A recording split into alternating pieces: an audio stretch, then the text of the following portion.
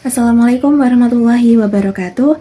Pada kesempatan kali ini, kami dari kelompok 5 akan mempresentasikan hasil review terhadap dua artikel penelitian eksperimen di bidang psikologi yang berjudul Affect Labeling and Reappraisal as an Emotion Regulation Strategy dan pengaruh pelatihan problem solving untuk meningkatkan regulasi emosi remaja. Baik, langsung saja kita masuk pada pembahasannya.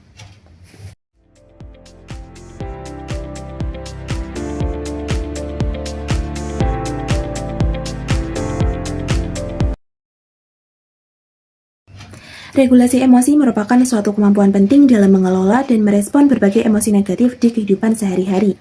Salah satu strategi yang banyak diteliti yaitu affect labeling, yang merupakan proses mengenali dan mengungkapkan emosi yang dirasakan, serta berperan dalam membentuk pengalaman emosional, meningkatkan kejelasan emosi, kemampuan regulasi diri, serta berpotensi menurunkan distres.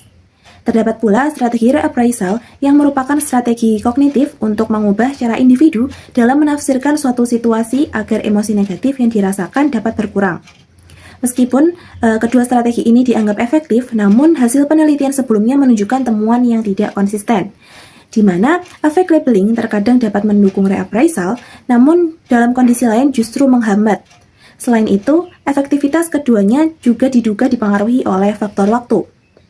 Sehingga penelitian ini dilakukan untuk mengkaji kembali hubungan antara affect labeling dan reappraisal sebagai strategi dalam menurunkan emosi negatif serta melihat perbedaan efeknya baik dalam jangka pendek maupun jangka waktu yang lebih panjang.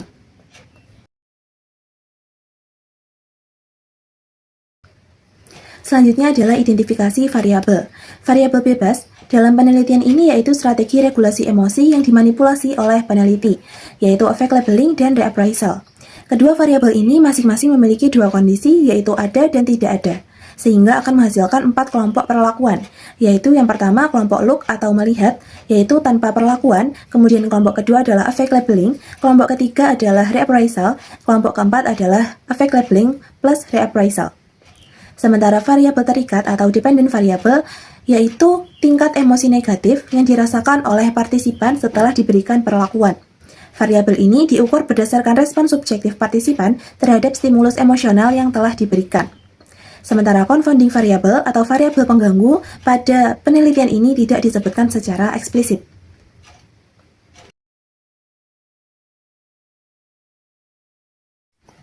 Selanjutnya adalah hipotesis, di mana terdapat 3 hipotesis dalam penelitian ini. Yang pertama, hipotesis 1, yaitu jangka pendek atau T1, di mana affect labeling akan menghasilkan penurunan emosi tidak menyenangkan atau unpleasant affect yang lebih kecil dibandingkan reappraisal dalam jangka pendek. Hipotesis 2, yaitu jangka panjang atau T2, di mana affect labeling akan menghasilkan penurunan emosi tidak menyenangkan atau unpleasant affect yang lebih besar dibandingkan reappraisal dalam jangka panjang atau efek positif yang tertunda. Dan hipotesis 3, yaitu reappraisal akan dapat menurunkan emosi tidak menyenangkan baik dalam jangka pendek atau T1 maupun jangka panjang atau T2.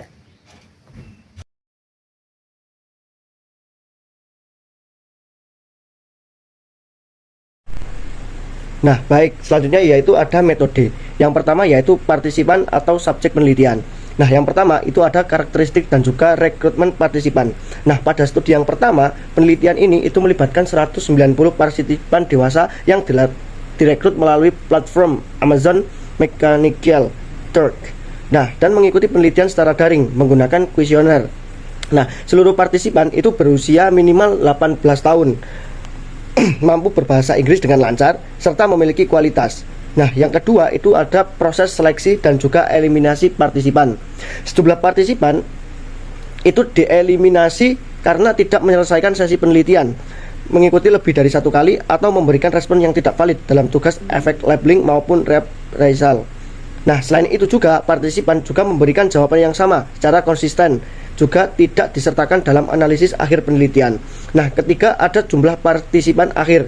Setelah melalui tahap eliminasi, sejumlah 111 partisipan pada studi 1 dan 115 partisipan pada studi 2 itu dinyatakan memenuhi kriteria dan disertakan dalam analisis akhir penelitian. Sehingga total keseluruhan sampel yang dianalisis secara mendalam itu berjumlah 226 partisipan. Yang keempat ada karakteristik demografis. Nah, partisipan pada studi yang pertama itu terdiri dari 46% perempuan dan 64% laki-laki, serta rentang usia 21 hingga 76 tahun. Terus adapun pembagian kelompok eksperimen. Nah, pada yang pertama, partisipan itu kemudian dibagi menjadi 4 kelompok pengakuan, yaitu look, effect labeling, reprisal, serta efek labeling. Yang kedua itu ada desain yang digunakan. Nah, penelitian ini itu menggunakan desain between subject, di mana partisipan itu dibagi menjadi 4 kelompok perlakuan yang berbeda. Nah, setiap partisipan itu hanya mengikuti satu kondisi eksperimen. Selain itu, penelitian ini juga itu melibatkan rapid measure, di mana pengukuran yang dilakukan pada 2 waktu yang berbeda, T1 atau jangka pendek dan T2 follow up, untuk meninjau perubahan emosi dari waktu ke waktu. Sehingga demikian penelitian ini itu merupakan mixed design, yaitu kombinasi antara between subject dan within subject dalam hal aspek waktu pengukuran. Nah, ketiga ada pengukuran variabel dependent. Nah, pada penelitian ini untuk mengukur perubahan emosi yang tidak menyenangkan, unpleasant effect, itu peneliti menggunakan 2 instrumen, yaitu self-report rating berupa skala ranting 1 sampai 7. 1 sama dengan tidak sama sekali, 7 sama dengan sangat kuat. Nah, yang dikembangkan berdasarkan penelitian Kurt et al. Pada awalnya partisipan itu akan memberikan stimulus berupa gambar dengan muatan emosional negatif yang diambil dari International Affective Picture System, yang merupakan kumpulan gambar standar dalam penelitian emosi. Nah, kemudian partisipan akan diminta untuk menilai secara langsung emosi baik, positif maupun negatif yang dirasakan setelah melihat stimulus gambar yang bersifat emosional tersebut. Nah, pengukuran ini itu dilakukan dalam beberapa tahap, yaitu pada fase baseline setelah perlakuan jangka pendek, dan pada pengukuran lanjut dengan tujuan melihat perubahan emosi dari waktu ke waktu. Yang terakhir ada prosedur eksperimen. Nah, prosedur eksperimen yang dilakukan pada studi 1 dan 2 itu mengikuti tahapan yang sama untuk menjamin konsistensi hasil. Nah, itu terdiri dari yang pertama, ada tahapan persiapan dan juga persetujuan. Penelitian itu diawali dengan memberikan informed consent kepada partisipan. Selanjutnya, partisipan itu menjalani praktek trial untuk memastikan pemahaman partisipan terhadap tugas yang akan dilakukan. Yang kedua ada fase baseline. Nah, pada tahapan ini partisipan itu diminta untuk melihat 24 gambar dengan muatan emosi negatif yang diambil dari International Affective Picture System yang tadi saya sebutkan. Setelah melihat gambar, partisipan itu diminta untuk langsung menilai tingkat emosi negatif maupun positif yang mereka rasakan menggunakan skala 1 sampai 7. Nah, yang ketiga ada fase eksperimen. Yang ketiga, selanjutnya partisipan itu dibagi secara acak ke dalam 4 kelompok perlakuan berdasarkan desain faktorial 2x2, yaitu lock, effect, labeling, reprisal, dan juga kombinasi antara efek labeling dan juga reprisal. Nah, setelah itu partisipan itu kembali melihat stimulus gambar emosional tadi. Nah, kemudian melakukan strategi regulasi emosi sesuai instruksi dan juga kelompok masing-masing, dan dilanjutkan dengan memberikan penilaian terhadap emosi yang dirasakan. Nah, adapun instruksinya pada masing-masing kelompok, yang pertama ada look, hanya melihat gambar tanpa melakukan regulasi emosi. Yang kedua ada efek labeling, yaitu mengubah cara memaknai gambar agar emosi berkurang. Yang ketiga ada reprisal, yaitu mengubah cara memaknai gambar agar emosi berkurang. Oh iya. Nah, kombinasi itu dilakukan efek labeling terlebih dahulu, kemudian reprisal. Yang keempat ada pengukuran lanjutan, yaitu T2. Nah, tahapan ini itu dilakukan sampai 1 sampai 2 hari setelah fase sebelumnya. Nah, di mana partisipan itu melihat kembali gambaran yang sama dengan urutan acak dan langsung menilai emosi yang dirasakan tanpa instruksi regulasi emosi, mirip dengan fase baseline. Tujuannya adalah untuk mengukur efek jangka panjang dari perlakuan yang telah diberikan. Yang kelima ada struktur setiap percobaan, yaitu trial. Setiap percobaan itu berlangsung selama 30 detik, yang terdiri dari 6 detik fixation cross dan 12 detik melihat gambar dan melakukan tugas sesuai kondisi, 6 detik untuk penilaian emosi positif dan juga 6 detik penilaian emosi negatif. Yang terakhir yaitu nomor 6 ada kontrol kualitas data. Nah, penelitian ini itu menggunakan beberapa cara untuk memastikan validitas data, antara lain dengan memberikan praktik trial sebelum eksperimen, melakukan evaluasi respon oleh 3 penilaian independen, dan juga menghapus data yang tidak valid dan menambahkan tugas untuk memastikan partisipan melakukan reprisal. Selanjutnya akan dijelaskan oleh teman saya.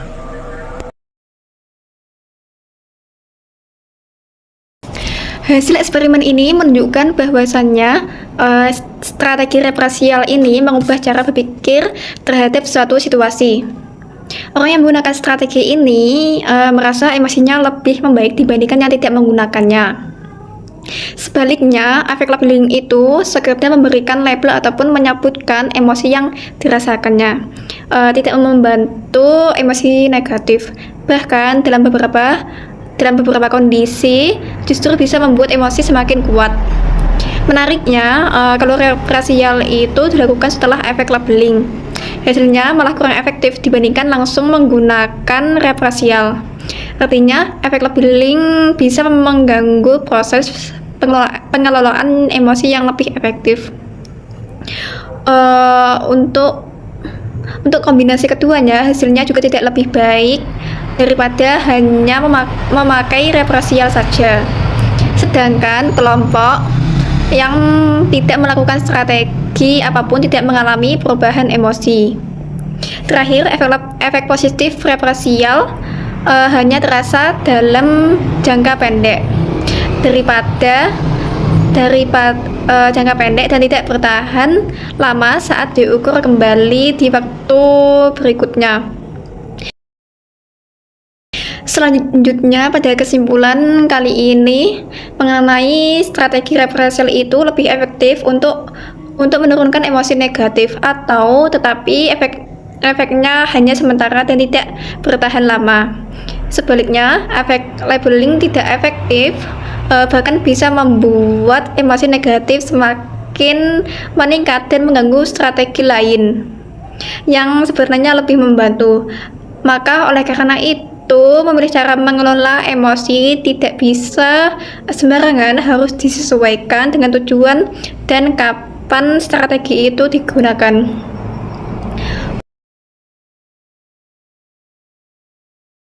Selanjutnya, pada kelebihan pada penelitian ini adalah yang pertama pada desain penelitian kuat. Penelitian memakai pembagian kelompok secara acak, sehingga hasilnya lebih akurat untuk melihat sebab akibat antara variabel. Yang kedua,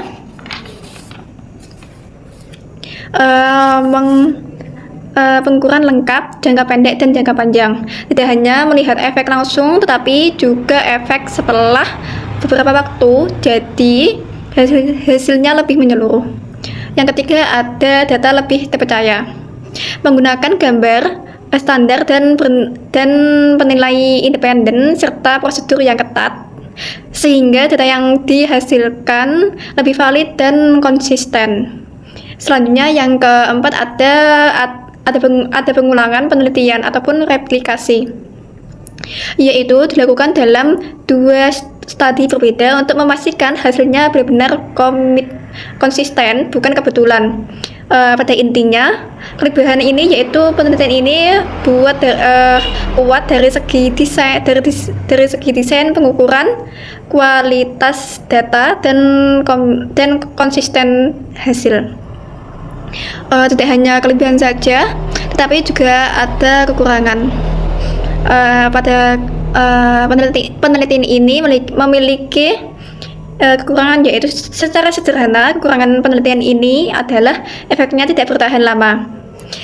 Strategi yang digunakan hanya menurunkan emosi negatif dalam waktu singkat, tetapi tidak memberikan dampak jangka pendek. Data bisa bias dikarenakan self-report, yaitu pengukuran emosi hanya berdasarkan pada jawaban partisipannya, sehingga bisa kurang akurat karena dipengaruhi perasaan pribadi ataupun keinginan menjawab baik. Pada intinya, kekurangan ini adalah masih terbatas dikarenakan efek jangka pendek dan berdasarkan data yang tergantung pada subjektivitas partisipannya.